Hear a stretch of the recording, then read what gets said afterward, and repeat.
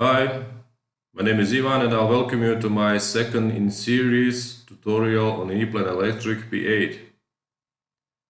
A little bit about me. I'm a graduated electrical engineer with almost 9 years of professional experience in designing various industrial automation systems across industries. For instance, automotive industry, Daimler Mercedes, Volkswagen, chemical industry, thermopharmaceuticals, and for a wide variety of customers in the food and beverages industry. In this tutorial, I'm going to cover two important segments in Eplan: parts management and panel layout. First, we are going to learn how to generally manage databases and parts.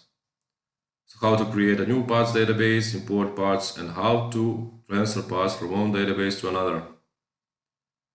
Then we are going to assign parts to all the elements in our project, starting from devices, circuit breakers, motor overload switches, contactors, relays, and then cables and terminals, with tips and tricks along the way, what to pay attention to when working with databases and parts.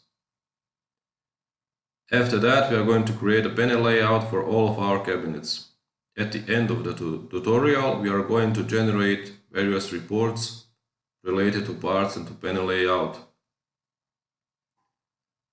As mentioned, this is the second tutorial in the series, so if you feel that you're still on the beginner's level, then check my first tutorial where I'll show you how to start to work in Eplan while working on a real-life example of an automation system.